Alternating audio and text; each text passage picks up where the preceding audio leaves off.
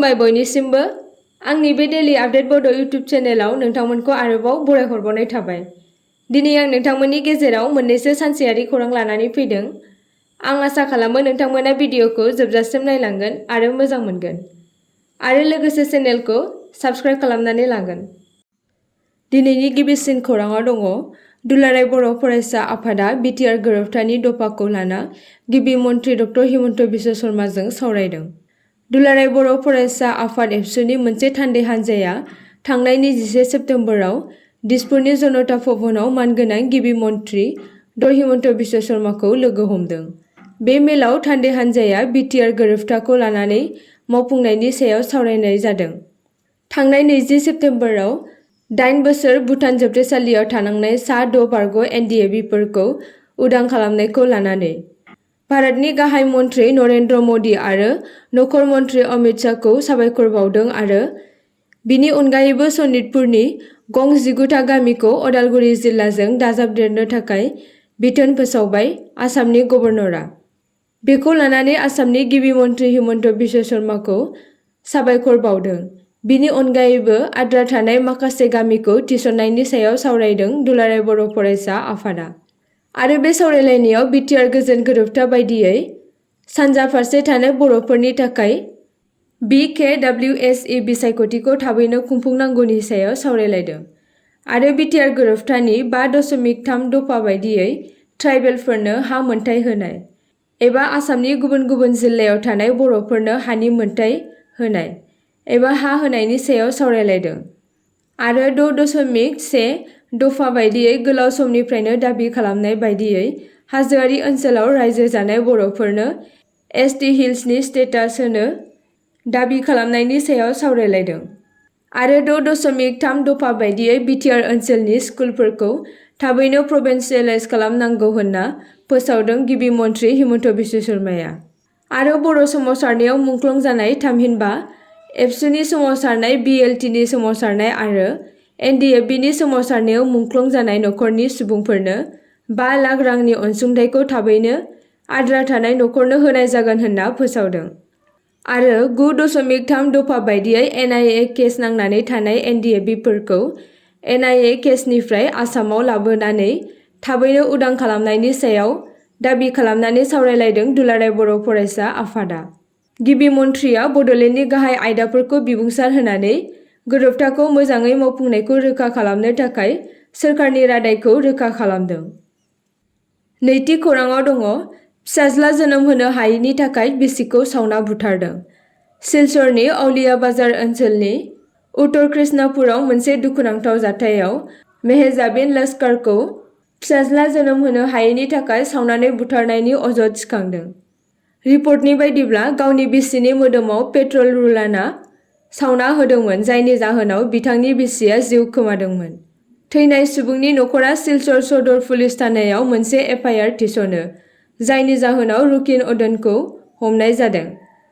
मेहजाबाननि बिमा-बिफाया दाबि खालामो दि 23 आगस्त 2020 मायथाइयाव सिलचरनि माधुरबननि मेहजाबिन लस्करआ औलिया बाजारनि रुकन उद्दीन बरबुयाजों समाजारि नेमखान्थि बायदियै हाबा जादोंमोन। बेनि बोसोरसे उनाव सासे फिसाजो जोनोम होदोंमोन जायनि उनाव रुकन उद्दीनआ बिसिखौ साजा होनो हमदोंमोन। बिथांजोनि नखरनि बायदिब्ला फिसाज्ला जोनोम होनो हायैनि थाखाय रुकन उद्दीनआ गावनि हिनजावखौ साजा होदोंमोन। थांनाय मंगलबारनि फुंबिलियाव हिनजावनि बिफाया गावनि फिसाजोखौ रुकन उद्दीननि न'निफ्राय दुखुनांथाव खौरां मोननायनि उनाव गावनि फिसाजोखौ सिलचर मेडिकेल कलेज हस्पिटालनि ICUआव थिसननाय जादोंमोन। थामथि खौराङाव दङ ULFA जों सोमोन्दो थानाय पुलिसआ गासै रायजोनिफ्राय सा 3 आइजोफोरजों लोगोसे सा 15 सन्देह गोनां सुबुंफोरखौ हमदों। आसाम पुलिसआ सा 3 हिनजावजों लोगोसे सा 15 सुबुंखौ थांनाय 15 आगस्तआव आसामनि गुबुन गुबुन जायगायाव बम होनायनि दायाव ULFA नि सुबुंखौ हमदों। नेशनेल इनभेस्टिगेशन एजेन्सिनि हेफाजाबाव गासै रायजोआवनो दाय गोनां सुबुंफोरखौ खानाय जादों। मिथिनाय बायदिब्ला बे अपारेशना आसाम पुलिस आरो NIA जों जथायै खुंजादों जायनि जाहोनाव गुबुन गुबुन जिल्लाफोराव दायनिगिरिफोरखौ नागिरनाय जादों। तिनिसुकिया, सदिया, नगाव, नलबारि आरो तामुलपुरनिफ्राय सन्देह गोनां सुबुंखौ हमनायजों लोगोसे गोबां जायगाफोराव हमनाय जादों। 15 आगस्तखालि आलफा आइआ गुवाहाटीनि 8 जायगाफोरजों लोगोसे 15 आगस्तखालि आलफा आइआ गुवाहाटीनि मोन 8 जायगाफोरजों लोगोसे गासै आसामाव मोन 20 नि बांसिन थावनिफोराव बमा फज'नायनि बिबान लादोंमोन। बेनि फिननाय महरै आयेन बाहायग्राया सोहोरनि मोननै थावनिफोर गान्धी बस्ती, फानबाजार, नारेंगी आरो लासगेटनिफ्राय गोख्रैनो आइईडीखौ बोखांनो हादोंमोन। शिबसागर, लखिमपुर, नलबारि आरो नगाव जिल्लाफोरावबो मोननाय जादोंमोन। ब्रैथि खौराङाव दङ एडिआरइ आनजाद होग्रा सुबुंफोरा 27 सेप्तेम्बरनिफ्राय OMR सीट आनसारखिखौ मोननो हागोन। आसाम डाइरेक्ट रिक्वायरमेन्ट एग्जामिनेशननि बिनायसाफोरा फिथायनि मावख'आरि फोसावनायनि थाखाय नेनांनाय नङा। एडिआरइ बिखान्थियाव रोखाथिखौ बांहोनायनि थांखिजों आसाम सोरखारा मोनसे खान्थि लाबोदों, जायजों बिनायसाफोरा सेकेन्डारि एडुकेशन बोर्ड अफ आसामनिफ्राय गावसोरनि OMR सीट फिननाय बिलाइफोरखौ रिक्वेस्ट खालामनो गनायथि होदों। बिनि उनाव आनजाद होगिरिफोरा गावसोरनि फिननाय बिलाइखौ अफिसियेल फिननाय साबिफोरजों रुजुनो हायो।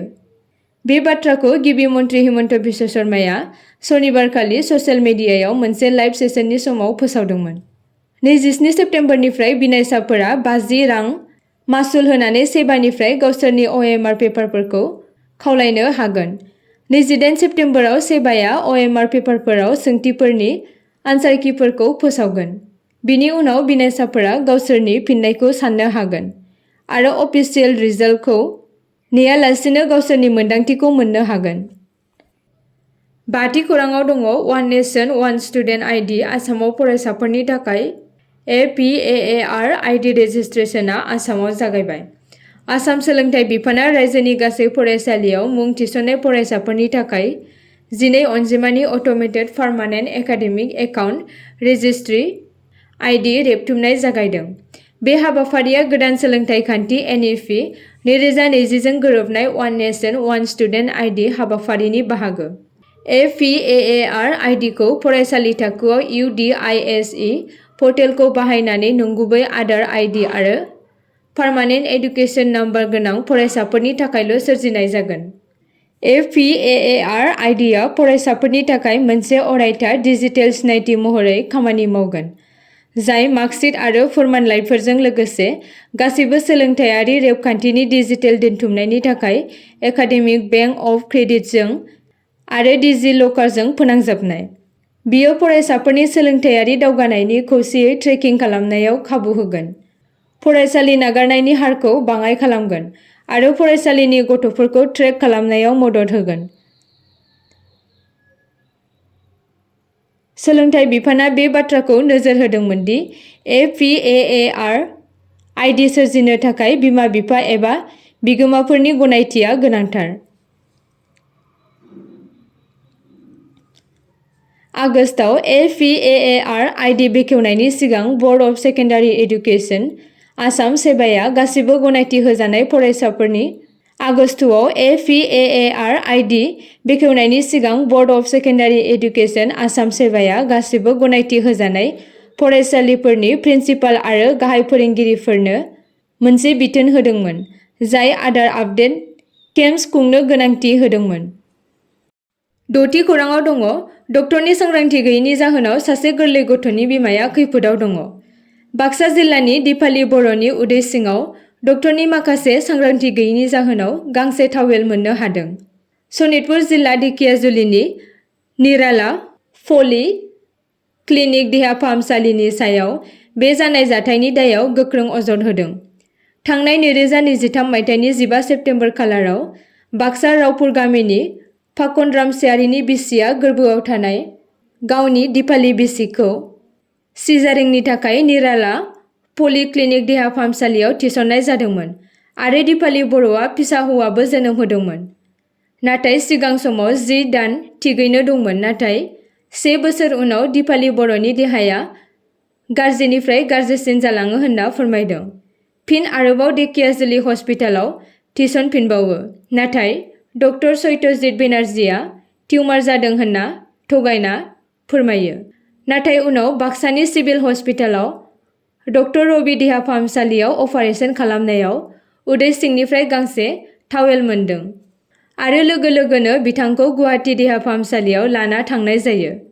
धेकियाजुलिनि निराला फ्ल'लि क्लिनिकनि डक्टर सत्यजित बेनार्जीआ गावनि दाय गैया होनना लादोंमोन, नाथाय जोबथायाव गावनि गोरोन्थिनि थाखाय 30 लाख रां होनायनि खोथा होदोंब्लाबो 5 लाख रांल' होनानै जेबो खबर हरफिननाय जायासै, जायनि जाहोनाव दिपाली बर'आ थैनायजों समान भुगिनांनानै दङ। रांनि आंखालनि थाखाय बे समाव जेबो देहा फाहामसालियाव लांथ'नाय जायाखै होनना फोरमायदों। आसा खालामो नोंथांमोना भिडिअखौ नायनानै मोजां मोनगोन आरो चेनेलखौ लाइक आरो साबस्क्राइब खालामनानै लागोन।